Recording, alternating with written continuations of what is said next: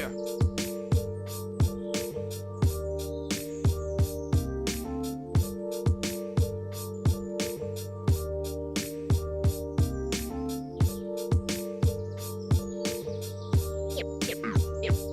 Yeah.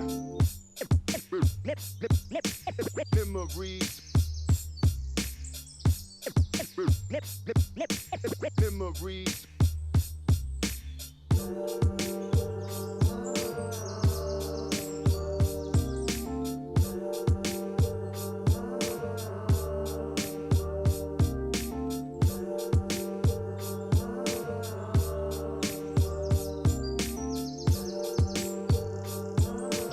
Yeah.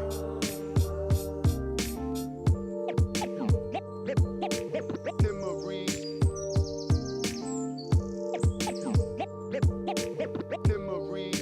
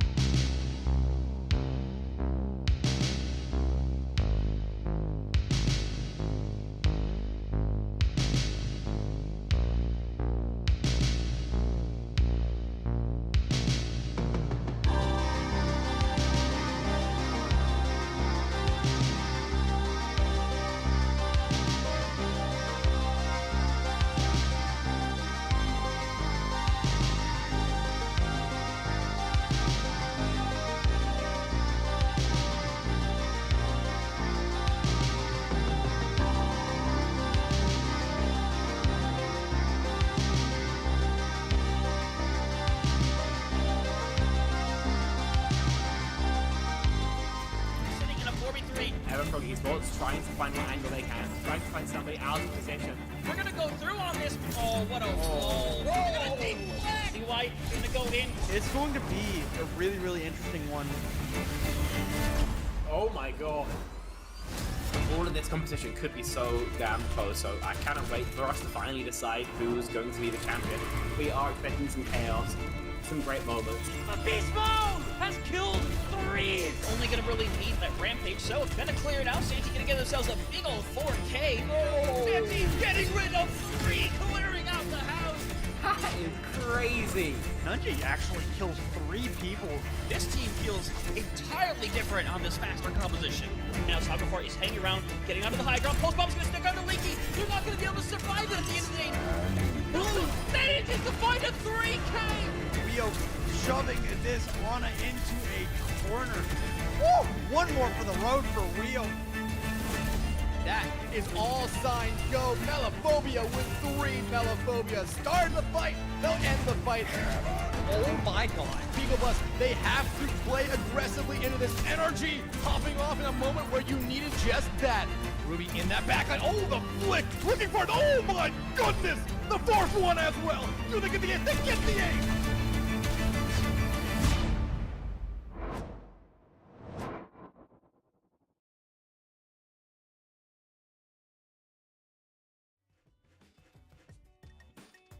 And hello everybody, we are back once again tonight of all nights. We have the NA Open Console Division coming up live at you. I'm Ma'anevo, joined by the wonderful and talented Shadow Fang to help me cover once again our players here. But now we're going over to the upper side of the bracket with Short Bus versus the Vicious Sharks.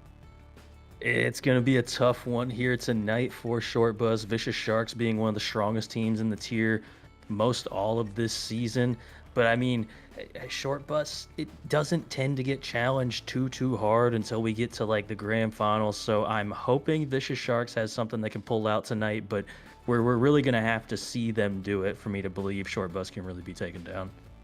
I believe it. I mean, we were talking about it a little bit earlier behind the stage, you know, Vicious Sharks having been together since 2017. So they have so much time together as a team, so much synergy that really cannot be beat out by a lot of other teams in the league in multiple of the brackets we have for Season 14. And Short Bus, however, as you mentioned, has just been taking so many wins under the belt almost effortlessly between the regular season and the playoff bracket. I mean, 3-0ing Vicious Outlaws just last week in their round 2, and then before they did get the bye. So that means that they are a little bit of a higher seed alongside Vicious Sharks here, who also got a round 1 bye in their initial first week of the bracket. So two extremely even teams going at it today, and you would almost argue this would be a grand finals match under different circumstances. Most definitely. I mean, there have been a lot of strong teams in this open tier. I mean, I casted the other side of this yesterday with Mental Institution and Snowfall. So Snowfall is going to be awaiting whoever does win this match tonight, and they've been a strong team this whole season as well. But I mean, for tonight, we've got Short Bus, Vicious Sharks. I hope Short Bus tends to not like running the Malga composition, so I'm hoping that we'll get to see some little variation, some off-meta stuff, if you will. It just makes it more fun when the really good teams don't want to play the Malga. Yeah, it's like a little clause. Like, okay, can we gentlemen to not pick the Malga? Like, I don't care about the DPSs in the backline. You can go the Reaper Echo and the Brig Juno, but no Malga. We could go JQ, which I've been seeing a little bit of as of late. The JQ has been making reappearance. Malga, of course, is there. But otherwise, you know, some Ram has been played a little bit. When we go to a dive, Winston and Diva are always going to be the most preferred, even though Doofus got a slight buff to the angle of how he punches. Like, he got a slight buff in that regard.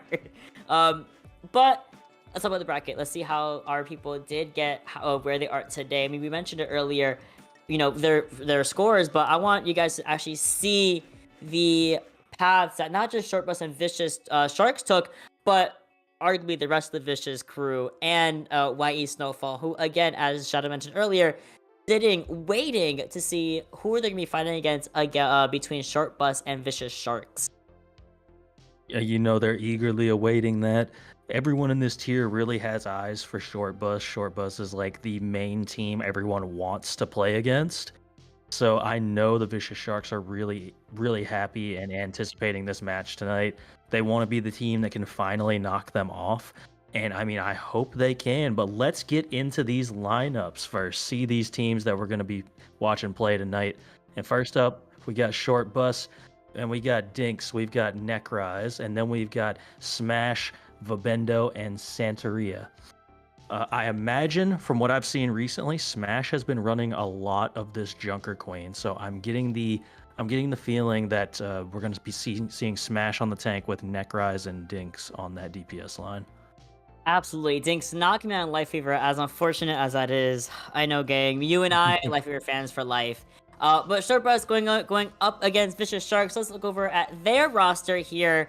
And we already know Torterra gonna be leading the charge, not with Tor, stop playing with me, with the tank line there.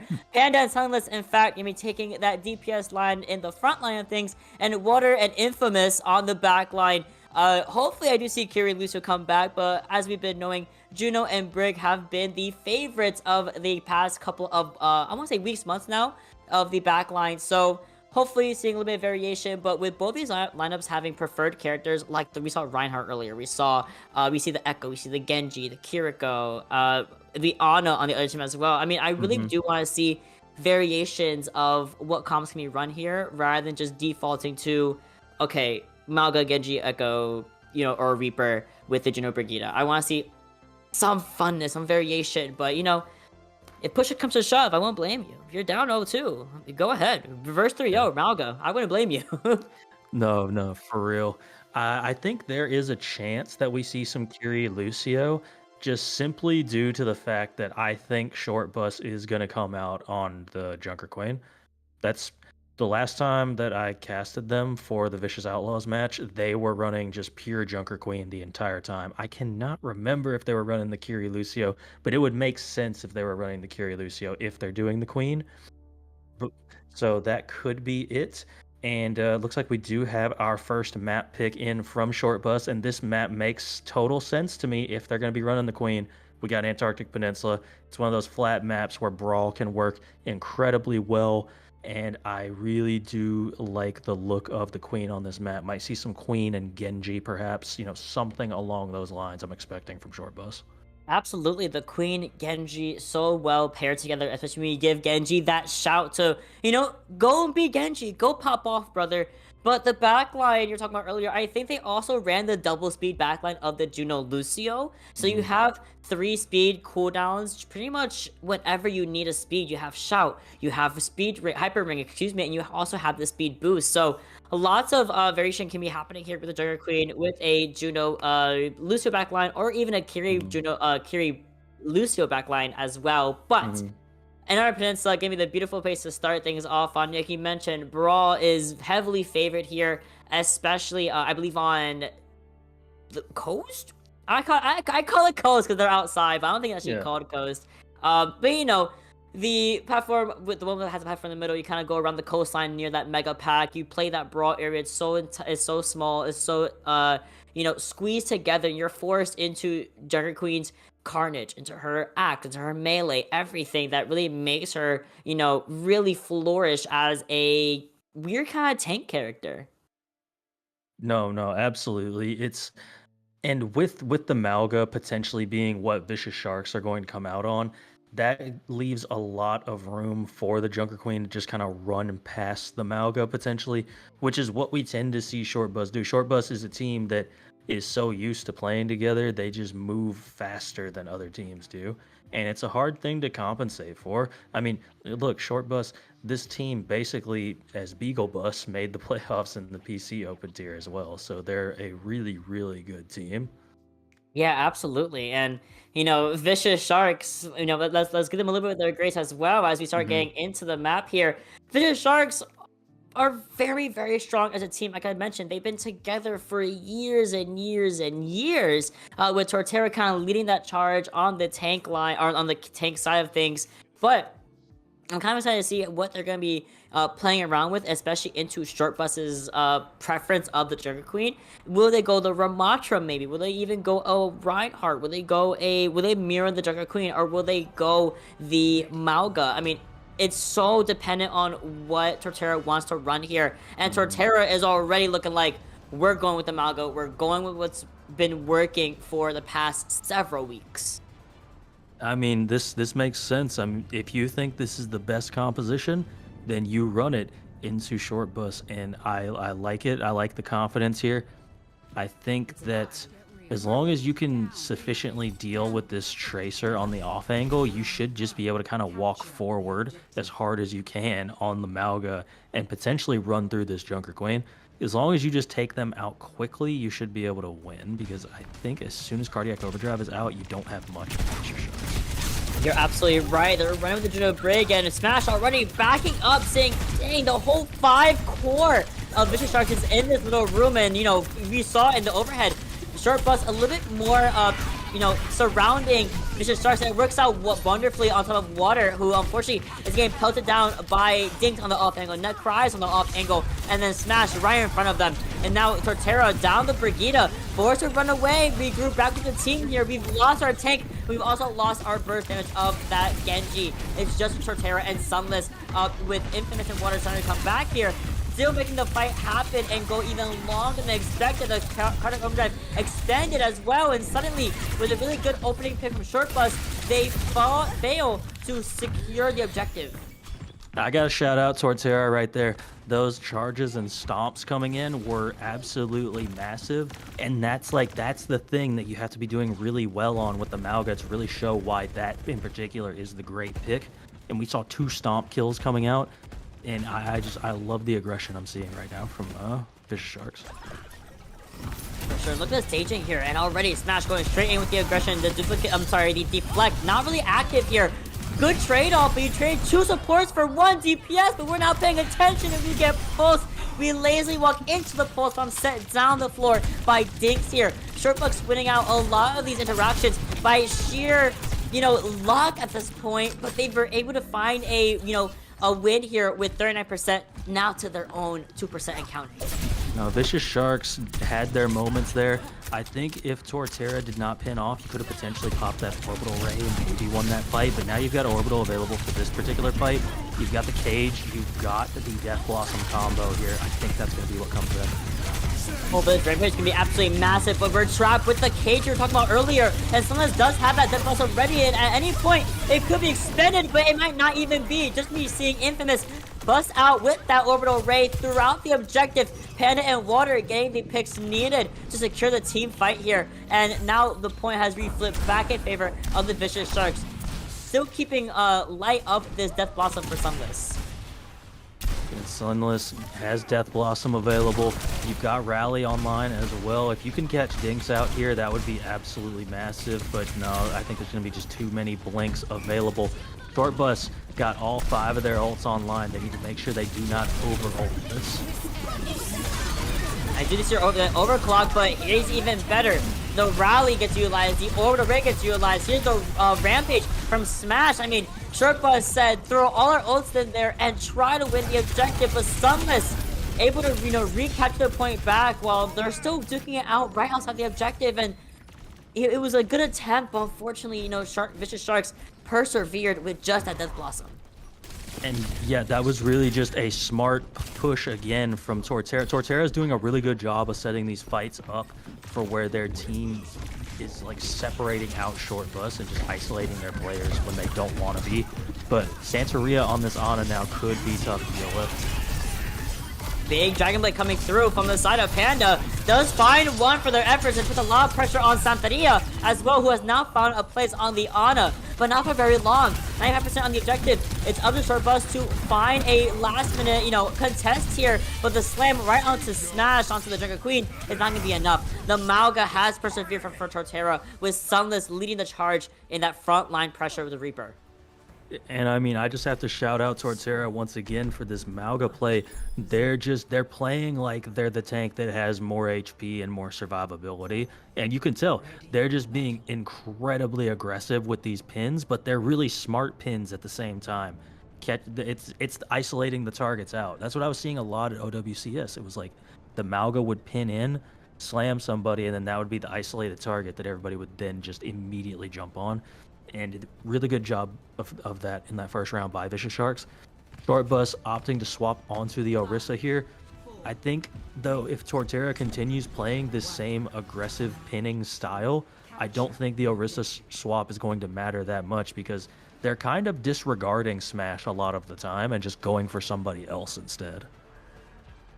They're going straight for the backline, and now that you've gone over to the Ana rather than the Brig or even a Curie, Ana slow, her nade does great damage, but when you have the backline of Vicious Sharks is, allowing Sunless to run rampant in this lobby, it makes Short Bus's life even harder, especially as we have now started to go for this brawl. And as I say that, there's a purple right after the Cardiac Overdrive.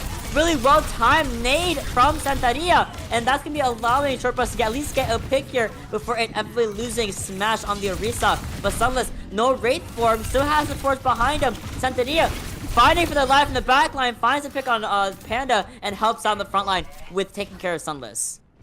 And a great fight win there from the side of Short Bus, and that was just kind of that just kind of happened because Torterra was immediately antied and dealt with.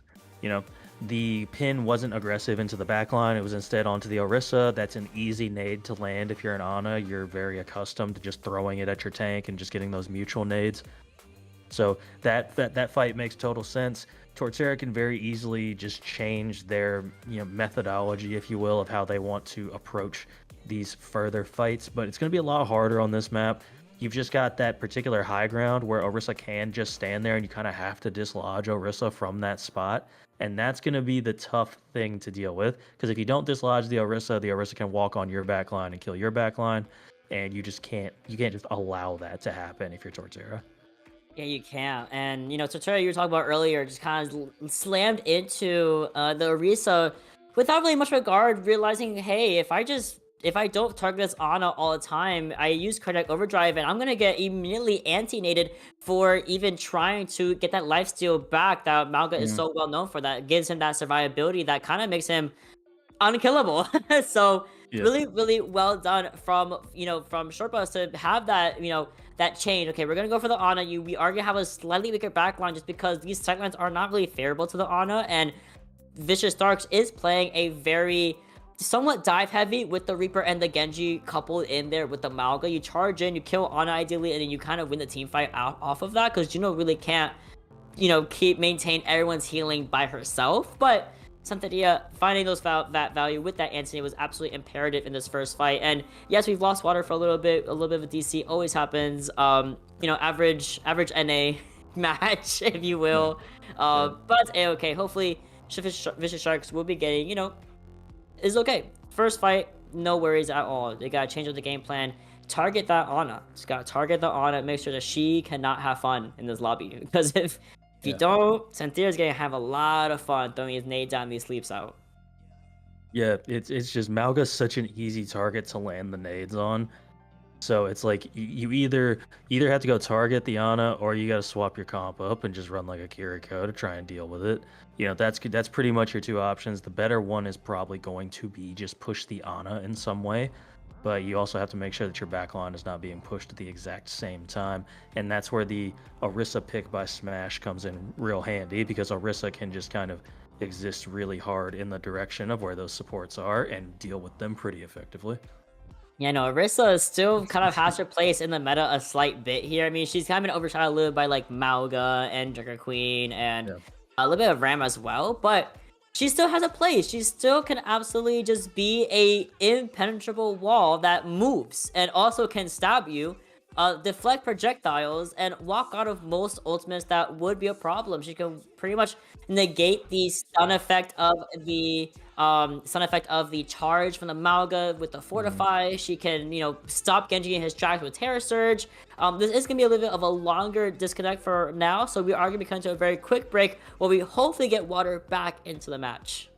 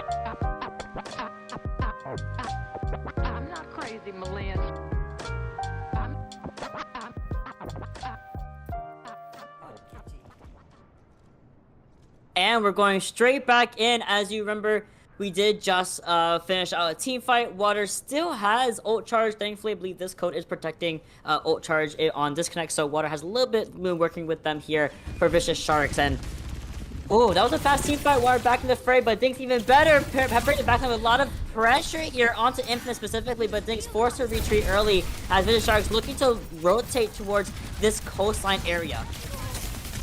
Yeah, you can just see them kind of staging here, just looking for this fight. Dinks just continually poking their backline out. They're going to have to go fast here if they want to stop this Tracer and get max value. Oh, but the max value is there, and Torterra, being a big old body, kind of bumps into Sunless a little bit here, forcing a reset, a very quick one at that from Vicious Sharks. Absolutely wonderfully placed pulse bomb from Dinks there. I mean, Dinks just continuing to pop off on this Tracer. They did the same thing on map number 1 with their pulse bombs, just getting multiple kills with it. And I mean, easy enough target to hit, just landed on the Malga. You know everybody's in that general area. And now Short Bus has basically all of their other ultimates online. And you still have to be careful if you're Torterra. Santeria just has this nade ready to go whenever you walk in. And almost, and just like that, the overclock gonna be seeping away what little HP Torterra had left there. Necry's popping off with that, sorry, not over the raid, but with the overclock. Panda does find, his one on Santeria, but at that point, you get your one, you get out as best you can. 85% on the board, and the late stagger is gonna be killing Vicious Sharks here. I mean, you still have to touch, because look, you're at 92%. Can Vicious Sharks even get a touch here? It's going to require like an insane push here from Torterra. Double over the raid coming through. Terror Surge from Smash kind of blocking that entire entryway for the rest of Vicious Sharks to really make any touch here. And just like that, yeah, no touch to be seen after the Terror Surge from Torterra. So I'm sorry, not from Torterra, excuse me. From Short Bus. So very well done. 1-1 so far in the series. Now pushing us over to the labs. I mean, that was a complete 180, just getting the Orisa swap out from Short Bus. And they just look like a completely different team with the Orisa and the Ana just trying to full-on counter out that Malga composition. And you see, Torterra did swap over to the Orisa mirror, which I'm sure that's what Short Bus wants. They want you off of that meta composition and just taking the mirror. And so I know they've got to be happy with this. I wonder if Smash is actually going to come out on this Wrecking Ball right here. So alright, this is going to be fun then. It's going to be really fun. We've been seeing a lot of ball also make a reappearance in the meta a little bit with the Juno as well. Usually the 3 but that's A-okay. The dive coming in from Necry is now on that Genji. So Terror up and go for the D.Va here. So the move a dive situation happening with slightly different backlines. But here's the pummel, and here is the power driver as well. Water so low, forced to retreat back to Infamous. Big anti-nade comes through, but no follow-up from the side of Buzz. So still looking like a one-done deal, especially, when Dinks has gone down, from Sunless off of melee. Big sleep on Sunless, however, good peel back from Torterra to make sure that, our Reaper does not go down quite yet. Really, really well, nicely done team fight from Vicious Sharks. And I mean, the kills onto Dinks seems to be the key right now for Vicious Sharks. If they can just deal with that Tracer very, very quickly, it allows them to, as a team, just walk forward on the rest of Short Bus. And here we go. We're seeing the Queen swap come out now from Smash. I think Queen's going to be really difficult to play into the D.Va. D.Va just kind of denies most all of what Queen really wants to do. But then I say that, and Torterra's going to get D-Mech in like 2 seconds here. Sure, still staying within that mech we were talking about earlier, but Smash is helpful. I mean, they peek out, they go for the Carnage, and then they gotta go right back to support line. And some of this now, as you said, they're going right past the Trigger Queen. Yes, they have lost each other temporarily, but that is nothing hard to fix, especially as they kind of run right on through the entire side of Short Bus. Torterra gets their remake as well, and they have now recaptured the point back in Vicious Sharks' hands. A good job there by Dinks of just being able to get out of that situation. I thought for sure they were about to get staggered right there. Dinks has this Pulse Bomb online. Vicious Sharks has 4 ultimates available to them here, though. So we've seen Dinks get a lot of sticks on these Pulse Bombs, so do not count Short Bus out just yet. Oh, and the Pulse almost got, went crazy wide on himself, but Dinks surviving another day, but not for very long after this orbital ray does come through from Infamous, but that was both the orbital ray and the rally from Water and Infamous. It's tough to lose both of your support ultimates like that, but with Short Bus not being particularly close to either one of their support ults, it shouldn't be that catastrophic for you. The only thing you really got to worry about here is that Rampage. Yes, Necrise has the Deadeye, but really Rampage is the big thing you're worried about here if you're Vicious Sharks. You need to be able to kite this ultimate properly and not just instantly die to it. They teleport in, putting a lot of pressure on Santeria, and ooh, he just gets run completely down by Torterra and Sunless. Oh, that was a really good Wraith away from Smash. Make sure Smash doesn't get any of that self-healing from the melee. 85% again, Dragon Blade online, Diva Bomb online. I mean, Shortbus has to touch now or never. No, Shortbus is going to be forced into a touch here. If you can get Santeria early here, getting rid of that rally before it's a problem could be huge. Panda, I really think Panda's Blade has to be big time. And absolutely will, but Necrise does have, of course, that Deadeye, which they're going to be using on this high ground here. Does get only Blade Torterra, but not too much value, unfortunately. Here's the Blade coming through, and Necrise is the first victim, and just being completely dived on by, again, Torterra and Panda. But here's the Rampage. It gets 3 people that are no longer in the fight. The bomb is expended, but can Sunless survive long enough before the orbital raid does come through from Forbendo? And it might not look like it's Shortbus still living here somehow versus the power of Sunless and one support. But all they needed was to buy time for that Death Blossom. A 2-1 victory on control point. 1 point on the board here for Vicious Sharks. I mean, a really impressive map for Vicious Sharks, quite honestly. Both teams kind of went back and forth on points number 1 and 2. Point number 3 was incredibly close. And then, like you said, the ultimates just kind of went in the favor of Vicious Sharks there at the end. And just a really good job of not letting Short Bus be comfortable and do what they want to do. Like forcing the fights on Vicious Sharks' terms, not Short Bus's terms. And that's how you have to play this team. If you want to beat this team right now, you have to keep your foot on their throats as long as you possibly can and just continually push the gas pedal. Just go, go, go, go, go. And they did a very good job of that on map number 1. Yeah, I feel like, Vicious Sharks was just... After, map 2, you had disconnect, your flow was a little bit interrupted. That's a-okay. They had a third map to go towards, or a third round, may I say, and like you said, pedal to the metal. Boom, boom, boom. No delay, no hesitation, no nothing. Even after they get maybe a pick off, they lose the support, they lose the DPS. They were a-okay with that. As long as Torterra, as long as their Diva and their Reaper were both in the same targets, and they had even just a little bit of tension from their Juno to make sure they were getting healed up, Shortbus falling over. It was crazy. So, in those enclosed spaces, I do think Vicious Sharks really does come out on top. So that begs the question, what will Shortbus be going for their map 2 pick to slow it down maybe? Maybe put some more long range into, between themselves and Vicious Sharks? It's tough to say, honestly, because it still feels like Shortbus wants to also play this brawly playstyle. I just think that you're probably going to have to mirror that Reaper, right? Just have more of that frontline damage yourself. Swap the Tracer out for a Reaper, maybe. And you should be able to potentially match the damage output that we were seeing in that last round.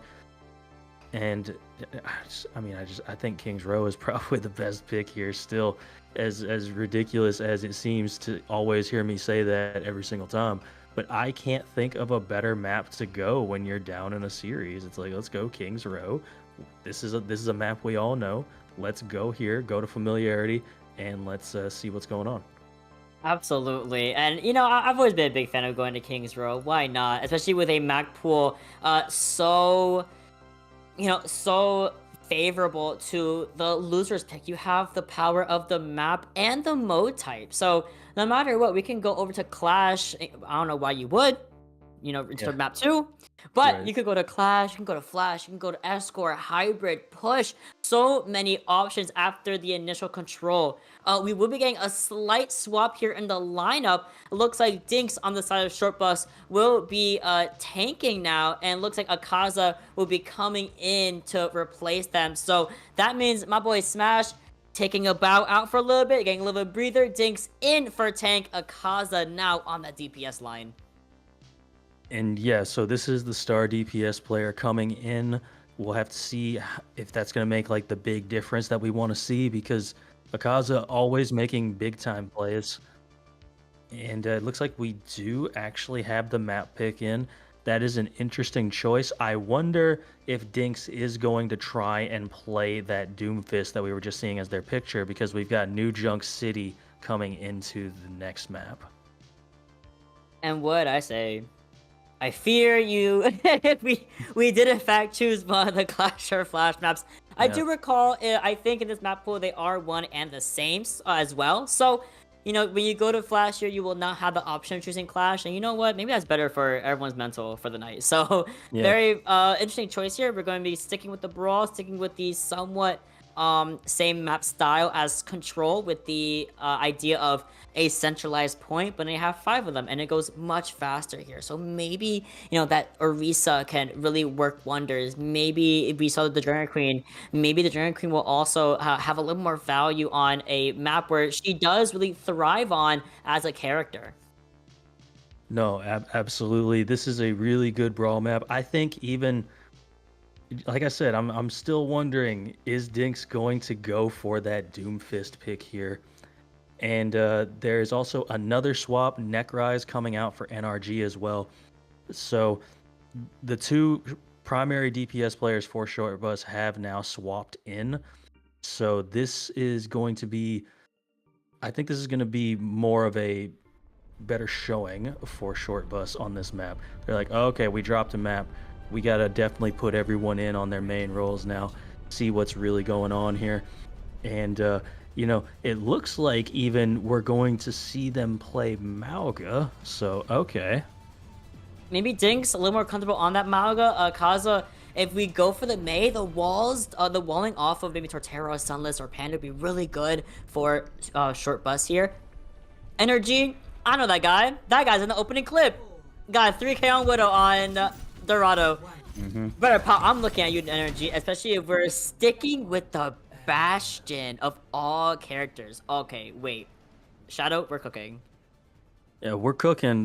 We just got to find out, are we cooking with oil or are we cooking with like lard or something? Like, I got to see what's going on here.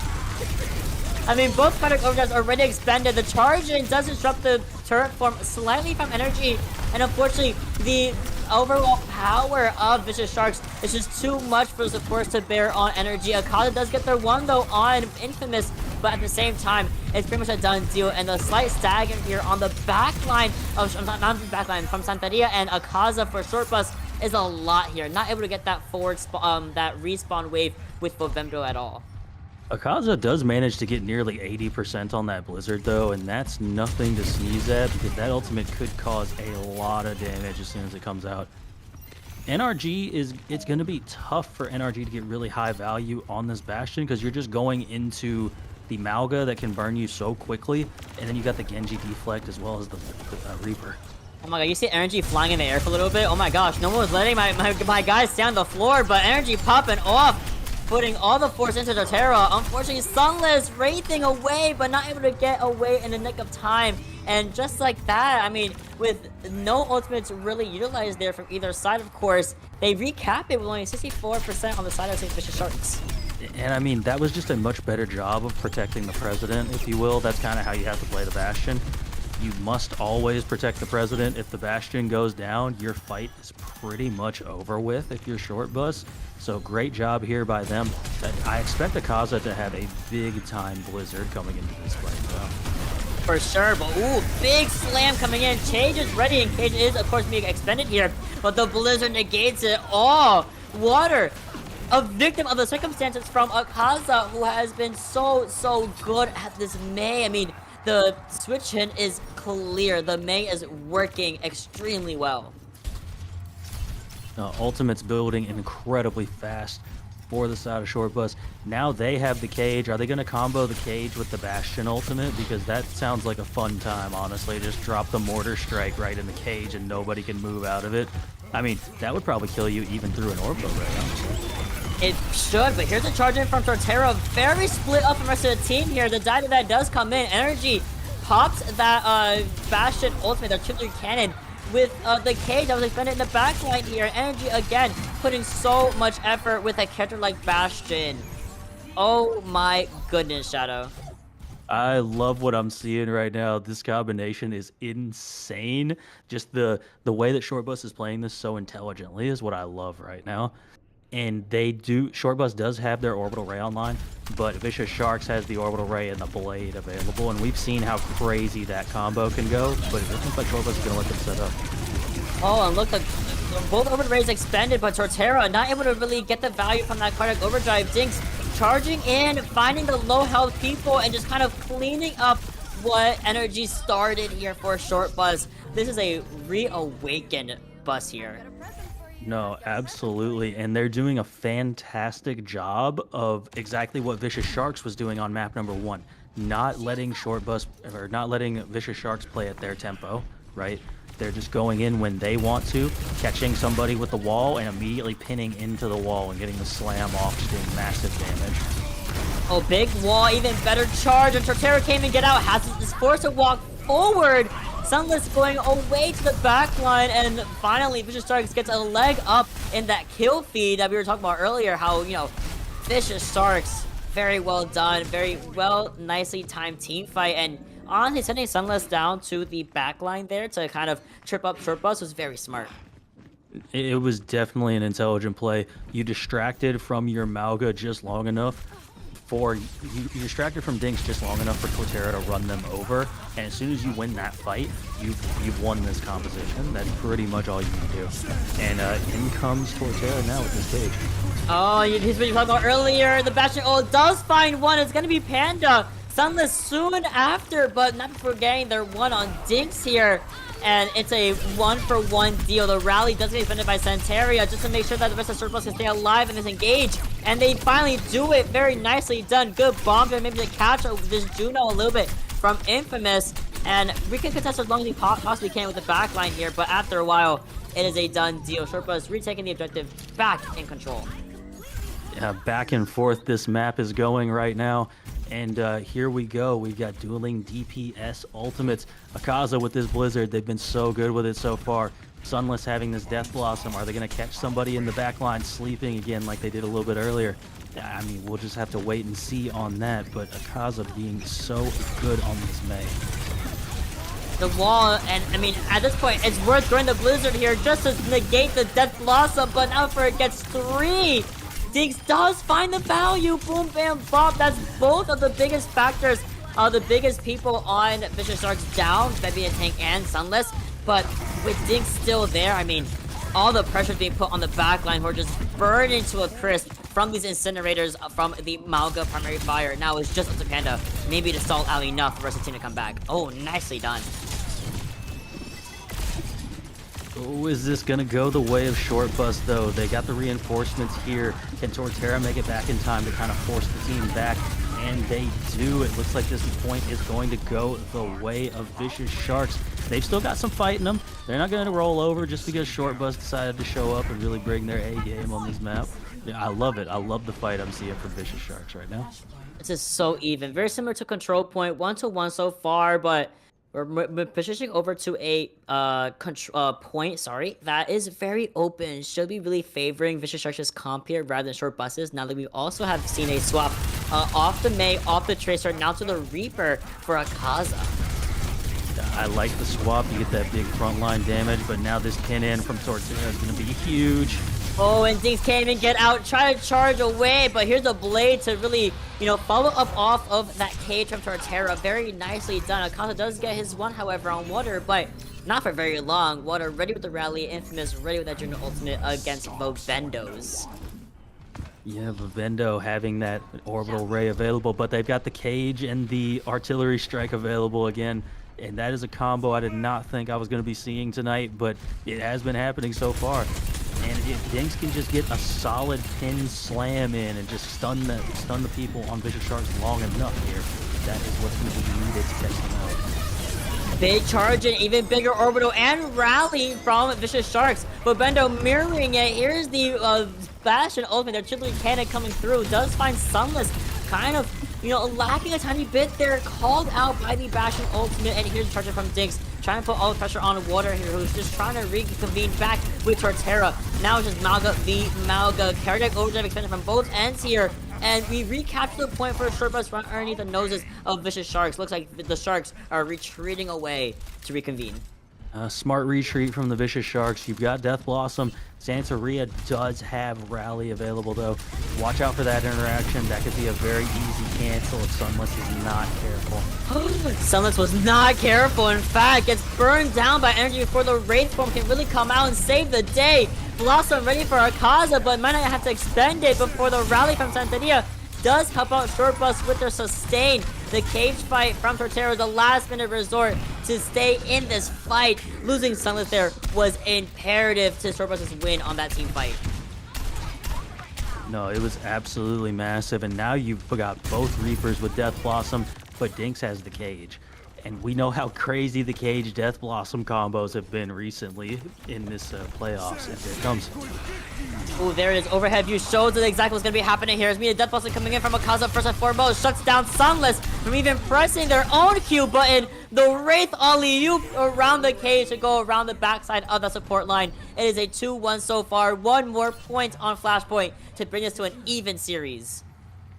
And yeah, that was a fight that you really needed to take if you were Short Bus. You were going to be at an ult disadvantage any further fights, so great use of your ults there. If Vivendo can build up to this Orbital Ray, that might be enough to force a lot of these ultimates out of Vicious Sharks, because you see here they've got 4 of their ultimates online, and so you really want to try and force as many as you can if you're Short Bus.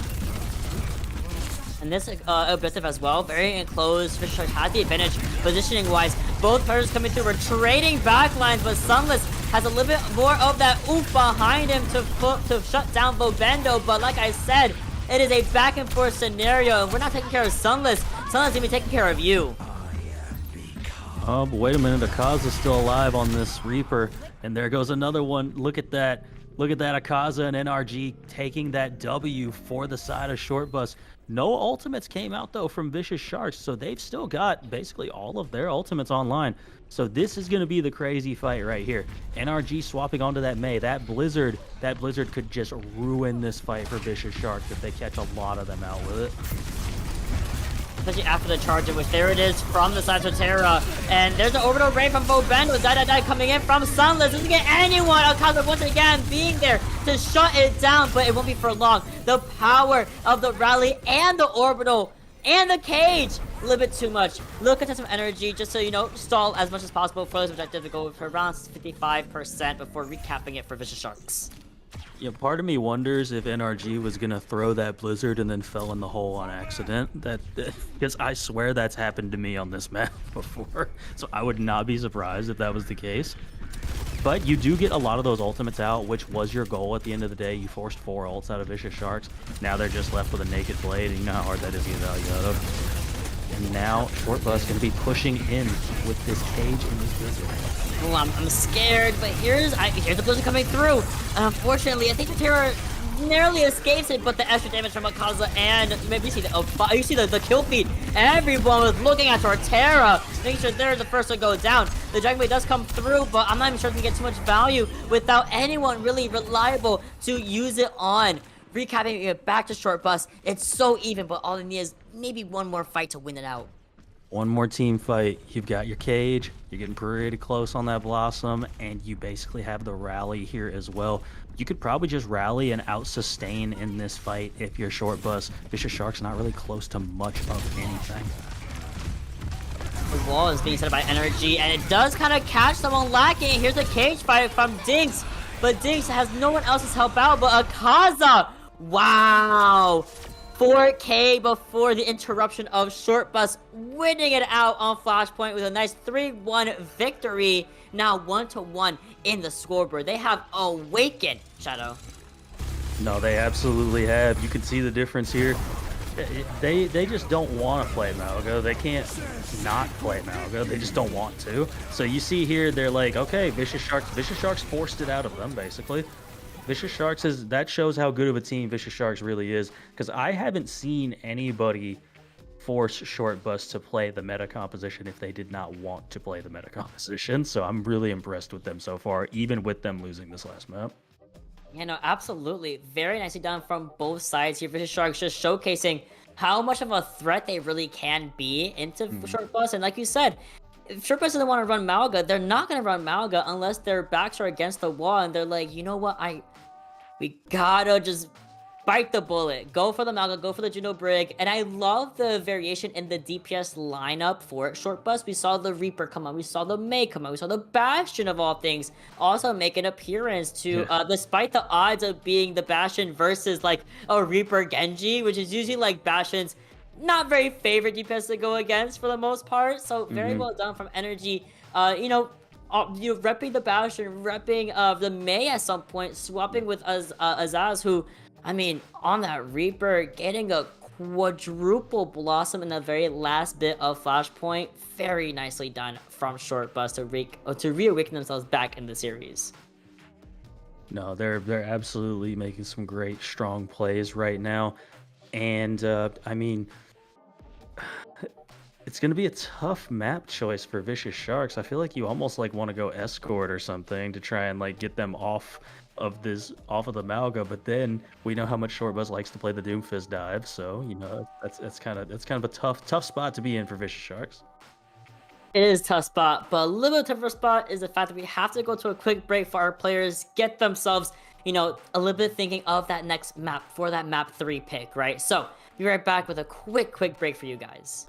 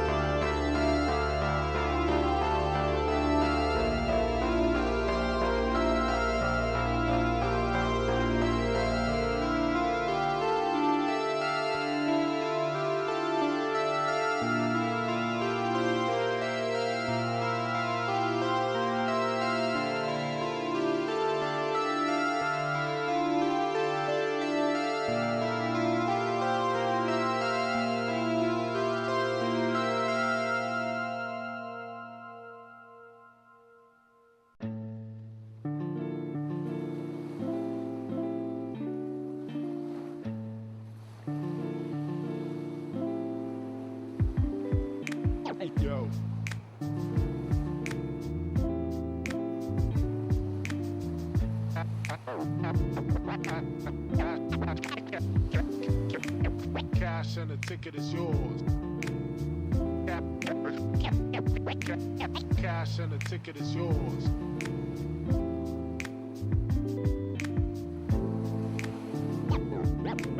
Yo.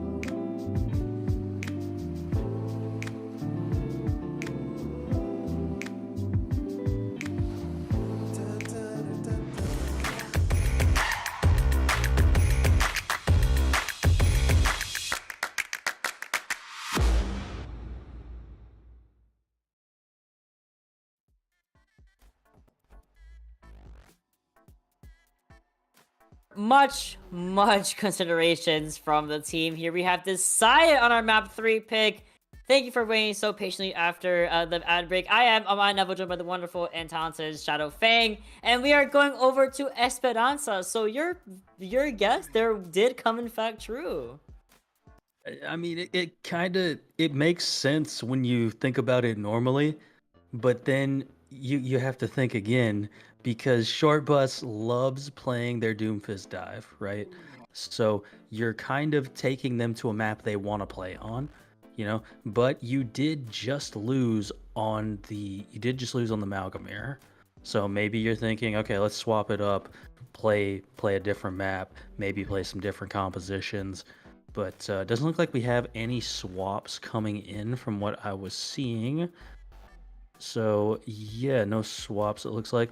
So I have to imagine like the side of Short Buzz might go with their dive comp that they like to play so much, unless of course Vicious Sharks continues playing this Malga, then they'll be forced to run the Malga mirror, and it can really go either way. But Short Bus's ult usage on that last map was just elite, and it was really just separating them from Vicious Sharks. Yeah, absolutely. And as we're looking at the rosters real fast, there is a slight swap I'm looking at between... Yes, we're going to be seeing Pleu come in for Torterra for the tank side of things. I think of like the Pleu. I think of that audio every time. Static swapping in for Panda. Sunless still coming in on that Reaper, so that's great. Water still back in as well. But Infamous going to be bowing out. Lucas taking their spot here for the Vicious Sharks as we now move again into that Esperanza spot. And if we're going to be seeing the dive, we know that Vicious Sharks likes to dive. We know that Short Buzz can also play dive, but they prefer Drinker Queen, and they're probably going to try running the Drinker Queen if they have the space to be able to do so, if they have the facilities to do so. But unfortunately, we might just be seeing Malga from both sides of things. I'm not sure, because if they're doing a slight swap here around the rosters for Vicious Sharks, it makes me think they're putting in their more dive specialists in as well. So I really am hoping for some dive, some D.Va, some Winston, some more Genji as well. Reaper can still play a little bit here in the dive too. So kind of seeing how we're gonna be seeing things start off on Esperanza. I would definitely like to see something different coming out from Vicious Sharks, just to see if you can try and throw Short Bus off of their game, because they showed up ready to play on that last map, made a Bastion work, ran some Mei, still running off meta, but you forced them into at least the tank mirror. But like you said, with all these swaps coming in for Vicious Sharks, surely there has to be some strategy here that they're about to run. We saw Torterra do really, really well on the D.Va, so maybe it's the Winston swap that's coming in. And, potentially Static could be like their Tracer player. Maybe we could be seeing some of that Kiriko, maybe some Ana Brig action coming in here. I don't know. I have a hard time believing we swap off a Juno Brig as well. It's just it's almost too strong of a support comp right now, especially with how strong Orbital Ray is at the moment. I mean, we've been seeing Orbital Ray, up every single fight here, and that's typically, whoever pulls the Band-Aid off first goes for the Q button, press the Orbital Ray button.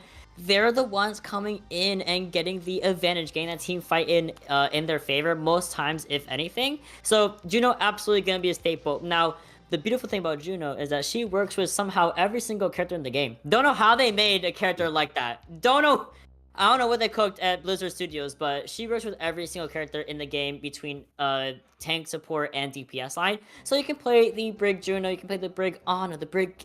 I keep saying Brig. Sorry, Yeah. I want Brig Ana so bad. You can tell. The Juno Brig, the Juno Ana, the Juno Kiriko, the Juno Lucio. Also, you're sacrificing a little bit of healing with the Lucio AOE, but you have so much utility with that speed boost and this hyper ring available to you. So a lot of different options can happen here. She has great movement. She can help out on the dive. She can speed ring you in with the dive. I mean, we want to go dive. We just want to go dive so bad. I want dive so bad here. It's certainly the map for it. You know, of all the maps we have in the pool, it's probably the most favored towards a dive composition since Watchpoint Gibraltar is not available to us. And here we go, like we were saying before, Static coming in for Panda, Pla coming in for Torterra, and Lucas coming in for Infamous.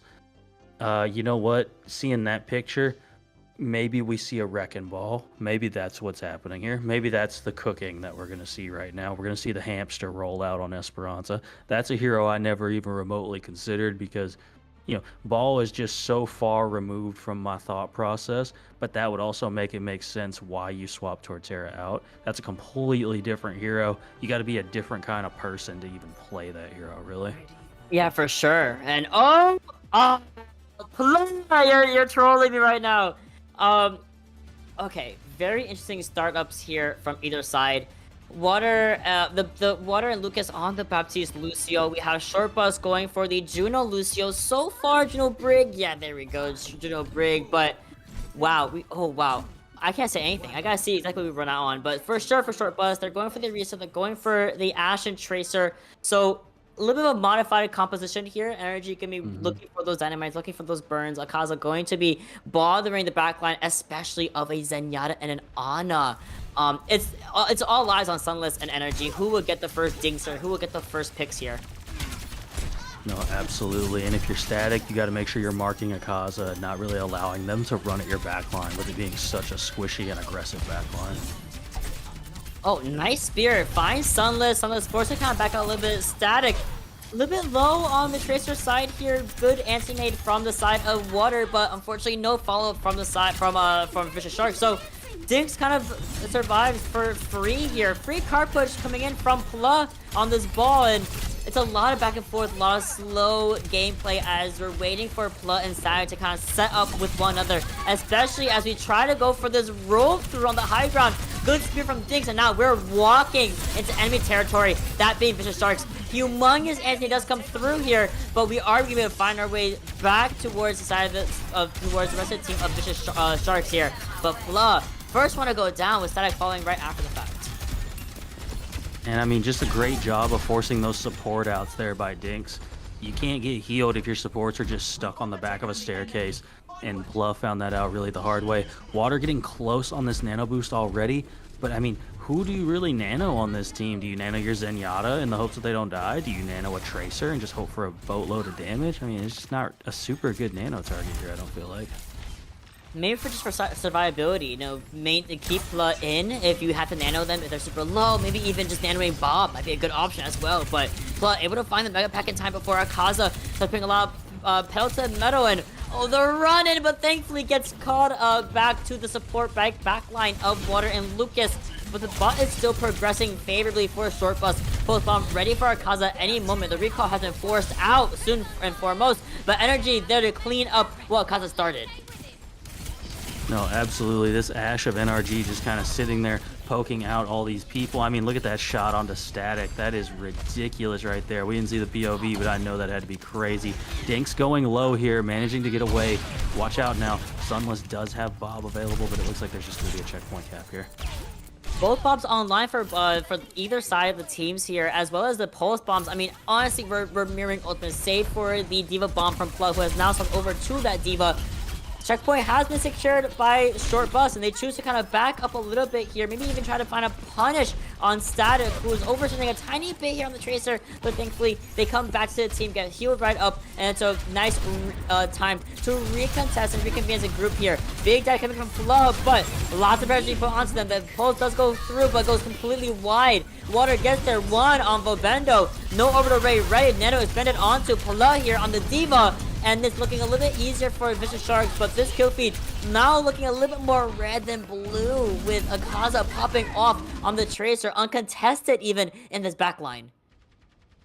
The kill does eventually come out onto Akaza, but it may be a little bit too late. NRG just getting more of these shots, just again and again, getting all these picks for the side of Short Bus. And now, I mean, you just have to kind of back off if you're Vicious Sharks, and this is going to be a lot of cart push coming in for Short Bus. Even better, ultimate's also online here. No nano, no pulse bomb from Vicious Sharks means that Short Bus has so much opportunity to use his bob, to use this pulse bomb themselves. The orbital ray, we haven't even talked about it, being used right now as we speak, all around the main side of the objective. Bob change on both sides here. Transcendence from Lucas. Now used in that little window area as well. Bob does take out Bobendo, but we have burned down Sunless's own Bob here. Both Bobs now gonna be down for the count, excuse me. But Kaza finds a pick here on Static. So still looking really well for Short Bus as they have maintained control of this high ground. And Akaza, they're again just taking down water. And I mean, look at this Dinks getting Lucas. Sunless does take down Akaza, but it's going to be a little bit too late for the side of Vicious Sharks. And now Short Bus should be able to continue to move this forward. Not really any ultimates super close for either side, and the stagger kills just continue to come out for the side of Short Bus. They do, and Flood now does have that bomb online, but as a second lease on life more than anything else. The bot now pushing casually around the archway of Esperanza, now down the main street after this first checkpoint. I really hope to see what they can be doing here, Shadowfin, as it starts to prepare for the next engagement. I mean, at this point, all you can really do if you're the Vicious Sharks is just poke and try and get your ultimates online. If you're Static, you have to win this 1v1 against Akaza and take them out before they're able to do something with your backline. But at the same time, Pla is trying to dive, so you kind of need to help Pla, but you need to stop your backline from getting aggressed on as well. It's a tough spot to be in. Oh, big Anthony, but unfortunately gets a little bit too high up. Doesn't really find the target Water was looking for here, and Dinks is just going straight into the fray. Gets stopped momentarily by Plug here. Forced to use the shield, not shield, the spear spin, and Static in the backline. Santeria no longer in the fight here. Short Bus down as the port. They're forced to retreat back around the mega base, the mega pack, back area, and they finally have the bot in their control. And I mean, good retreat from the side of Short Bus, quite honestly. You're going to just take control of this little bridge high ground area here and just reset, and your team is going down in the process if you're Vicious Sharks. What a great retreat and then retake from the side of Short Bus. And there are a lot of ults online, but I mean, it doesn't look like Vicious Sharks is going to get the chance to use any of theirs at the very least. Oh, no sleep, and Water unfortunately just getting basically dived on by the entirety of Short Bus, finding their advantage state, making sure the Ana is no longer into play here, and on top of that, the Nano, no longer even a whisper to be seen. Now, unfortunately, Sunless gets one clip, I think, by Akaza by sheer headshots, very well placed pistols from Akaza, but we have everything ready here from either side, Shadowfang. No, this is about to be a crazy light show. I imagine both teams are just gonna pop basically all of these ultimates. First comes Nano. First comes the Nano, then here comes the Pulse Bomb in the back line. You saw that Sunless not safe from that Pulse Bomb either. Here's the Orbital Ray, ooh, the Deer Bomb also being expended. Here's the Rally as well, and like you said, it's a lot of ults being used here just for Short Bus to get the advantage state. The bomb does find Santeria, so that Rally really didn't get as much value as we were looking for. The territory is still ready for Dinks, and honestly looking a little bit more like Short Bus to start to retreat here with the safety of their Juno still here to heal up the team, but Static. Oh, that's big. Energy gets Dynamite plugged right onto them. The purple does come through, and here's the Bob. A little bit shaken up by the coach from Energy, so that's really good. Oh, goodbye, Bob. Goodbye, Bob. Yeah, I mean, NRG just continuing to get these picks after pick after pick on this Ashe. And don't look now, but Akaza's got the Pulse Bomb available. Unless they manage to get caught out, NRG with these shots just does not manage to get that pick, but down goes the Baby Diva of Pla. And Energy uncontested on this high ground. They have 2 meters to go before they full cap here. Thankfully, last minute contest coming through from the side of Vicious Sharks, but they didn't make a miracle happen with only 2 minutes in the bank here to make, to get a full comeback. But with all that red in that kill feed, I don't think it's gonna happen, Shadowfang. recall used early. The 1v1 between Static and Akaza is still happening here. Post bomb ready in the back pocket for Akaza as Dings is fighting for their lives in the front line of things, but Pla fighting even harder in the World War. Oh my gosh, and the post bomb does get onto Static, who just kind of rolls right over onto it. The rally negated. I didn't even hear rally, sorry, I was just hearing things. It was the orbital raid to finish it off strongly for a short bus. Almost an uncontested full cap with 7 meters to Vicious Shark's name. No, I mean, that was complete and utter dominance from the side of short bus, and I mean, it's almost to be expected. You know, we know how good Akaza tends to be on this tracer. We know how good NRG is on this hit scan. You get them on their 2 strongest, you know, heroes and roles, and this is what it looks like. You've awoken the beast, if you will, in short bus if you're Vicious Sharks, and now you're gonna have to figure something out going into map number 4, or this is gonna be a 3-1 series for short bus. Wow, and you know, if Short Bus does take it 3-1 here, they're gonna be continuing this storyline of them kind of taking it 3-0, 3-1 in their other series. And we knew that the Short Bus was gonna be a little bit of the favorite here to win, but Vicious Shark is still putting up a great fight. Esperanza a little bit more difficult, starting with the ball and looking like they weren't as coordinated with the ball. Engages with the pummel, for example, with the anti-nades from water.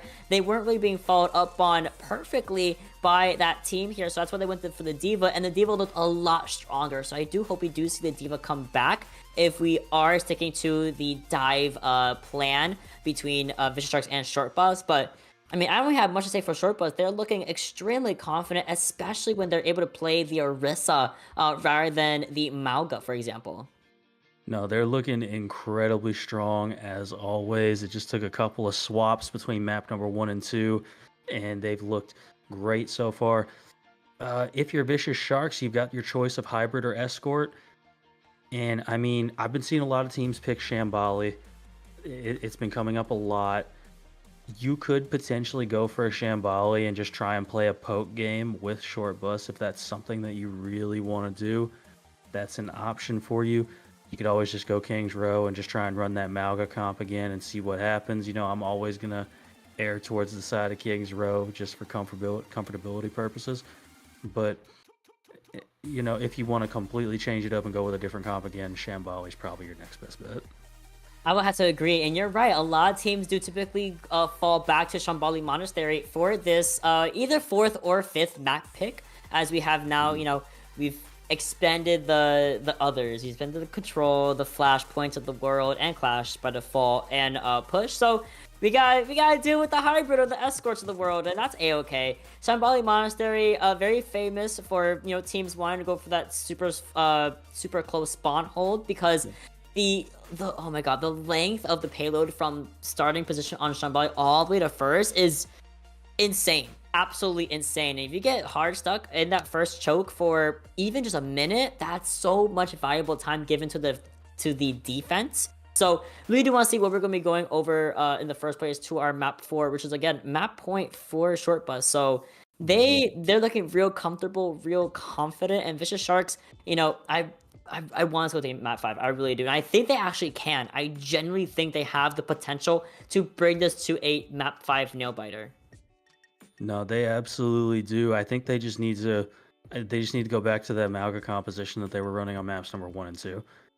Flashpoint, every point went the way of Short Bus, but none of the points were not close, if that makes sense the way I worded that. Like, they were all, you know, 60, 70 to 100 type points. That's one fight territory in Flashpoint. So one fight goes your way, you're probably winning a lot of those points instead of just losing, what was it, 3-1 or 3-0, something akin to that.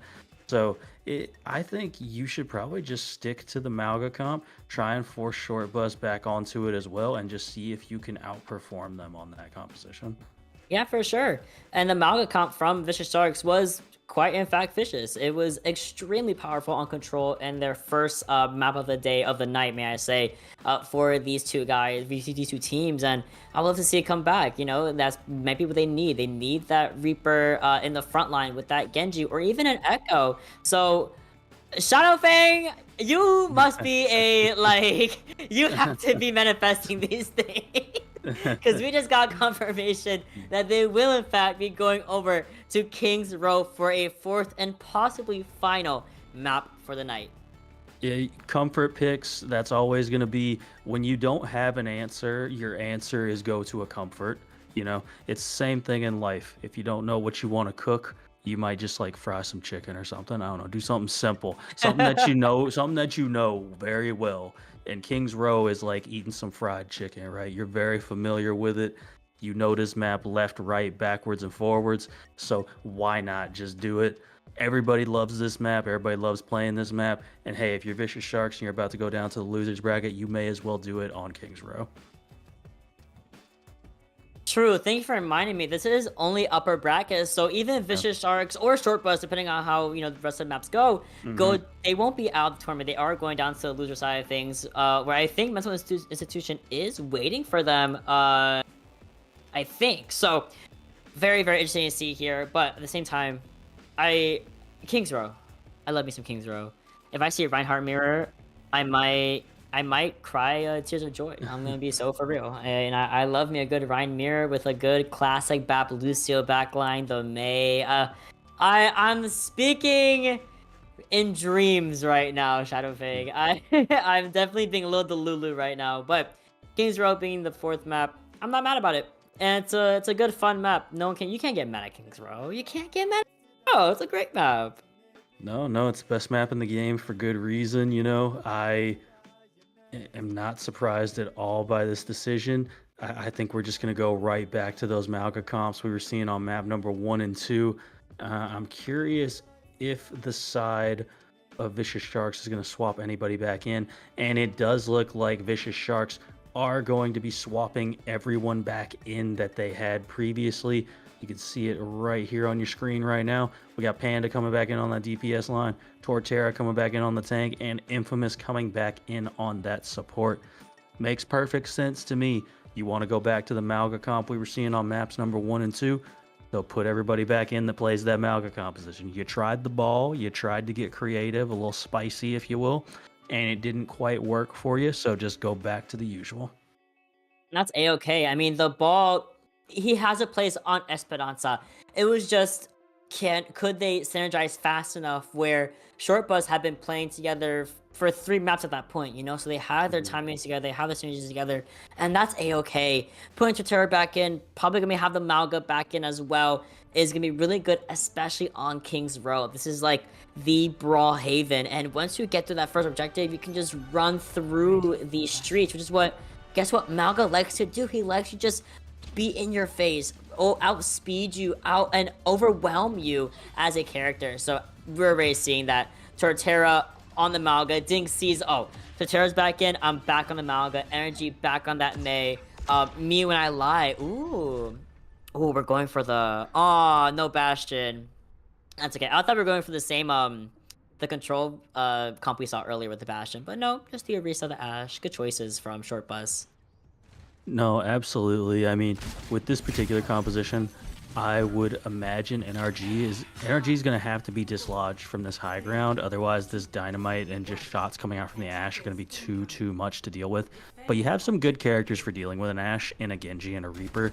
So I'm confident that the Vicious Sharks should be able to do something here about Short Bus's defensive hold.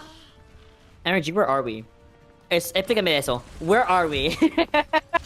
So, starting off real strong here, Short Bus defending on this high ground, and Torterra just kind of clearing that little short area and pushing Short Bus already back against this high area of the King's Row. Nade expended it so early on by Santeria, and Movando again. Someone's back on this Reaper is so good for the Vicious Sharks, but even better is it in close space, where clearly Short Bus just runs so wonderfully rampant. Santeria is somehow not dying in that whole excursion on Ana of all characters. And I mean, in that whole exchange, you got to shout out the anti-nades. They were big time. Akaza just being a nuisance on that backline and taking them out so quickly. I mean, look, Water and Infamous just barely getting to 20% ult charge. Not really much value coming out from them here. And just keep an eye on Akaza. They are just constantly getting in on this backline, just applying constant pressure. for sure. Torterra's right in that hallway as well. Has full view of everyone starting to circulate again around the same high ground. Big hyper ring here means that Shortbus gets to, back up and reconvene as a team around this backside of the high ground. And Dinks doesn't even turn around for a second. Make sure that these primary fires completely just drill into Infamous and the rest of Vicious Sharks as they keep trying to go up to this high area. And now we have Terra Surge and the Pulse Bomb ready for Shortbus. That could be a sick combo, but knowing Akaza's probably going to go for this Pulse Bomb pretty early, try and get the stick onto somebody here, most likely Water. But again, look at this back line for Vicious Sharks, just not able to stay alive that long. And as a result, Torterra's not able to stay alive for that long. So you've got to protect your back line a little bit better as your Vicious Sharks. Looking like a slightly different rotation. Instead of going to the high ground, they're going to be taking the long way around the stairs. And yeah, they're going to be pushed right back off. The Terra Surge also huge, but we were able to charge right out of it. Terra Surge getting absolutely nobody. So Diggs forced to retreat, though, the Fortify having been expended, and energy in the back kind of being uncontested around the second window of the high ground. Finds Panda so early on. Torterra so low, uses the charge to go in, but there's no healing to be seen, unfortunately. But there is a big Blossom coming in from Sunless. I think it's just them left, and they unfortunately, yeah, from the side of Akaza, shut them down after a really good two-piece. And I mean, you do get a couple of kills there if you're Sunless, but and now we're seeing Torterra immediately have to swap to this D.Va, just try and get a little bit more survivability out. Both support ults are available for Shortbus, as well as NRG's Bob. They've been really good with that ultimate so far, so I expect that to maintain itself. And here comes the nano boost onto Dinks. Oh, and poor Infamous just couldn't walk with that. Couldn't walk with the team here. The rally does get used, but gets shut down with that nade coming in again from Santeria, who has the nano ready whenever available. And now that they're down 2 people, we're even here. Slightly big advantage for Vicious Sharks as they are closest to the spawn room. But here's that deep flood coming in and a nade coming through, but they can't out damage Sunless on that Reaper. Diggs, unfortunately, with that nano boost, forced to retreat. Not only going to get too much value with 30 seconds left on the clock and counting. They're going to be allowing Vicious Sharks to likely full hold here. And the Bob not even going to be able to touch, but Diggs absolutely will. Bob still, oh my gosh, Bob being pushed away from the team fight. Terra Surge ready once more. Dragon Blade is ready for Panda. Here's the Orbital Ray to allow it to happen, or maybe just clearing out everyone else from the objective. 2.5 minutes on the board here, Shadowfang. I mean, honestly, if you're Shortbus, you're pretty happy that you get the Orbital Ray out. That's an extra ult you probably weren't expecting to get out. Dinks appearing to swap to Wrecking Ball here. So we're going to see some Wrecking Ball shenanigans on King's Row. I didn't think this was the map we were going to see it on again, but here we are. So just be looking for these crazy slams, and don't look now, but Akaza has a Pulse Bomb online and ready. Wow. I saw Torterra kind of wait a little bit as we saw Dings change the ball, and they really did charge right back to the spawn room and go for the Malga. Good choice here. Good adaptive shields, and even better Pulse Bomb from Akaza. Like you said, don't look now. That Pulse Bomb was ready to be enacted at any time, and it was going to be on Water of all people. Dings able to find the health back in time, and Torterra thankfully able to restabilize with Vicious Sharks here, and can absolutely work in tandem with this upcoming Death Blossom and Dragon Blade. Yeah, Sunless is going to have to pick their spot very nicely here, because this Death Blossom is going to be hard to use with the heroes. There's so much mobility in this comp. You kind of got to catch NRG out without that Coach Gun if you really want to get a bit. Speaking of NRG, I mean, try to go for the dive onto NRG by themselves, but I mean, the Coach Gun was again there to really save them from a dive from Sunless, unfortunately, at the very least. Oh, wow. Catching him in the air just like that while they were burning. Very nicely done from Energy. And now, lots of confidence going in for Shortbus here. No, absolutely. All the confidence in the world you've got to at this point. NRG having the Bob online, Vivendo going to have their ultimate, and now the Coach Gun has been expended, so Sunless has the ability to actually push NRG. Oh, good Wraith. Oh, the Coach Gun! Goes for the Death Blossom in the small quarter, which wouldn't work in any other scenario, but the Coach Gun finds the kill. Thankfully, Torterra goes in for the kill with that charge. The pulse time goes wide on Infamous. It got stuck on Torterra, they charge out of it, and it gets right stuck on Infamous instead. Akaza, uncontested, gets 4 by themselves, and can they absolutely get a 5th? It's gonna be against Sunless, who race out of there, but not for very long. Oh, what a great fight win what a great fight win for Short Buzz right there. I really thought that Blossom was going to be big time. That Coach Gun came online just in time for NRG. I had been mentioning it over and over again, and it played true that time as well. And out comes the minefield from Dinks to engage this fight. Oh, and out comes Infamous, jumping right onto the minefield. Unfortunately, Orbital Ray expended by Bobendo. Here's the Dragon Blade from Panda. The rally is there, but not gonna be finding too much Ontario. A little bit too high health and able to kind of fend off Panda from themselves enough to stall out the time bank. Overtime does get reignited here. The Orbital Ray does come through, but I don't think anybody, and especially Celis or Infamous, are able to touch with energy uncontested on this Ashe. That was a crazy ult fight from Short Bus. It just really good ult usage all around, quite honestly. And something I'm really curious about, did that minefield just instantly break Torterra's cage, or did Torterra just cancel it when they saw they only caught the wrecking ball? I'm really curious about that, because that cage went away like almost instantly when it dropped down onto the ground there.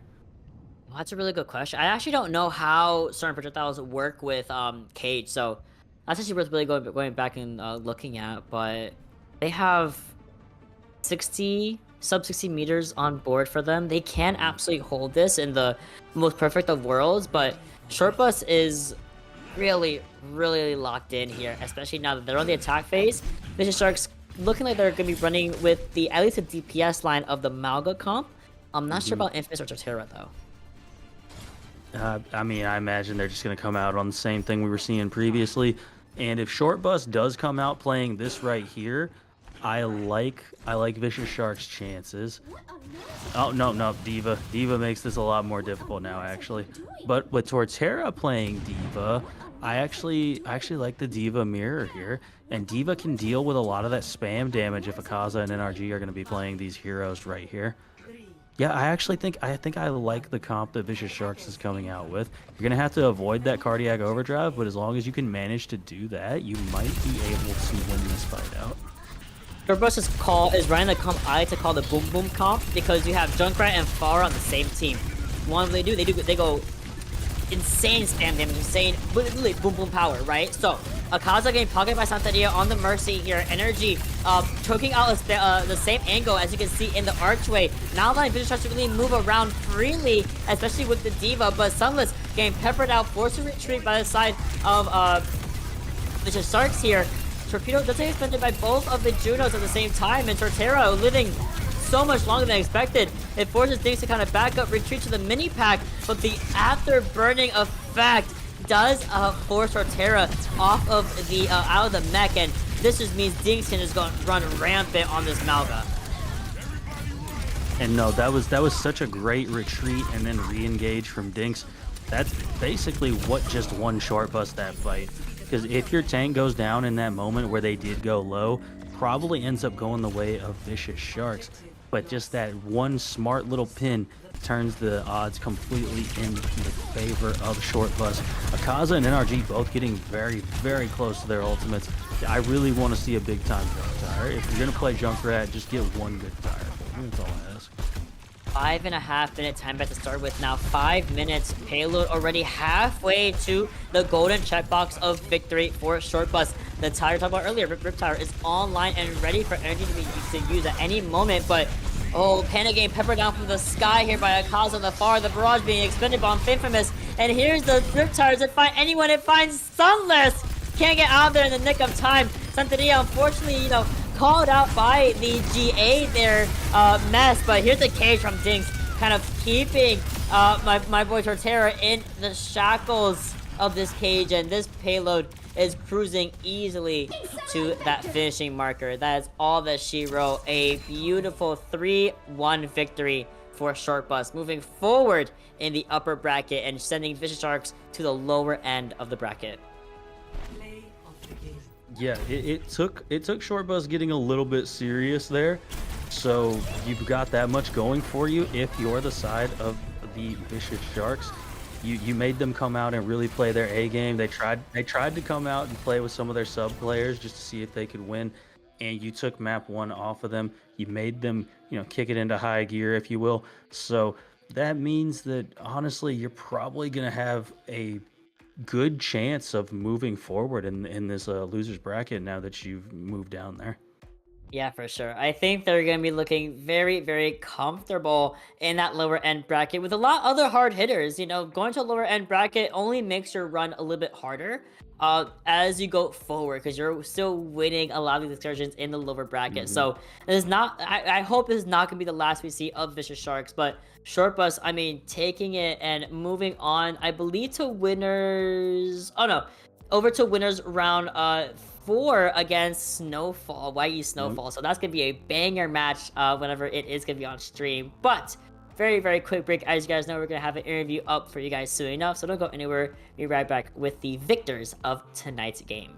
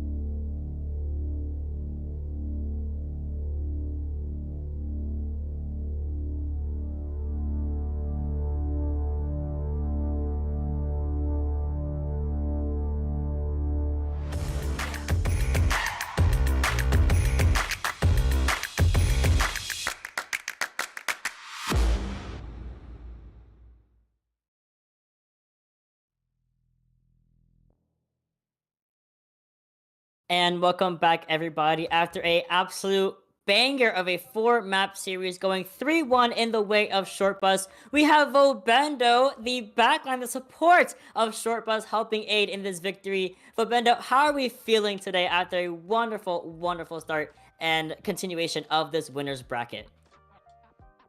Yeah, we're feeling pretty good. Looking forward to the winners finals. Whichever team wins that match between the two, and should be a good game. And we're obviously happy we're still in the winners bracket. So All right, so I guess I'll relate my first question to what you just said. I actually casted the other game yesterday, and it's going to be Snowfall that you're going to be going into, next week whenever you happen to schedule that match out. So, Uh, what do you think about that matchup?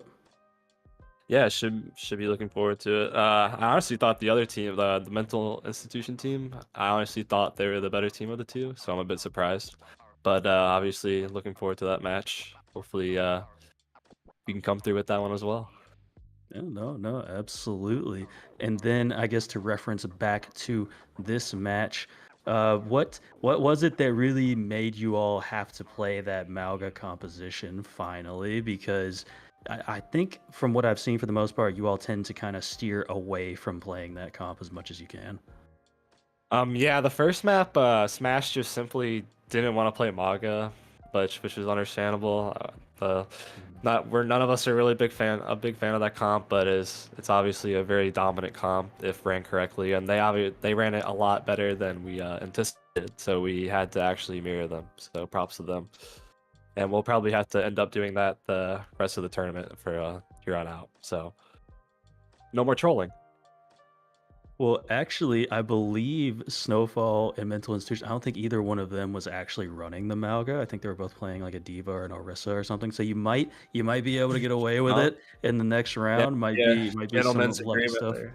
Yeah, get the nice handshake agreement. I always hope that people are going to do that on Kings Row as well with Ryan, but that's a different discussion. Yeah, we'll have to talk with them about that ahead of time. Maybe we'll not see Samaga, hopefully. Yeah. Well, absolutely. Very made me laugh over here. Last question, of course, so I can let you guys go. It's a little bit late, so I know you guys, go celebrate, have a great time. Since you are live on the broadcast, who do you want to give a shout out to? And it can be absolutely anybody. Obviously, just shout out to my team. I always love playing with them. It's always a great time. Shout out to my parents. Love my parents. And then, yeah, just shout out to everyone watching. I appreciate the support. Anyone who supports us as a team or me individually, I appreciate it. So, thank you. No, of course, and thank you for a wonderful performance from you, not just you, but the entire team of Short Bus. So again, congratulations for a wonderful 3-1 victory. I hope to see you guys in winners finals. Maybe take it over YE Snowfall, but I know they are a little bit of a hard nut to crack. So I'm giving you guys all the best and luck in that round. I appreciate it. Thanks so much. No, of course. Have a wonderful night. You guys too. Thanks. Thank you. Wow, I love interviews. They're so sweet. But that is all we have for the broadcast. Again, 3-1 victory for Short Bus. They are going over to winners finals, but don't be sad about Vicious Sharks. They're still in. They're just fighting for their lives in the lower bracket. So hopefully we'll be seeing our faves come back on the stream and, see where they end up. Maybe they come back for the run back in grands, ideally, right? That's what they all want. So at the same time, that's all we have. I mean, here you go. We do have the rest of the playoff bracket being showcased on the stream between CGL 1_2 and 3 from November 18th to December 15th. So there is so much more. There's like a whole week and a half more action for you guys. So don't go anywhere. We're pretty much live almost every single day. But otherwise, that is all I have. Big shout outs to my producer, to my observers as well. You guys once again made this so fun to commentate and watch. Shout out Fang, thank you for being here with me once again on a 10 o'clock on a beautiful work night. So Right. But yeah, any last words, Shout out Fang, before we sign it off? No, just keep your eyes peeled for those streams. I believe you and I are going to be casting at this exact same time tomorrow for another match. So I guess look forward to that if you want to. At the same time, that is all we have for you guys, folks. Congratulations, Short Bus, for taking it over victorious. Wow, Vicious Sharks. I'm EP. It's time to go to sleep, everybody. Have a wonderful night. We'll see you guys tomorrow with both EU and NA action coming your way.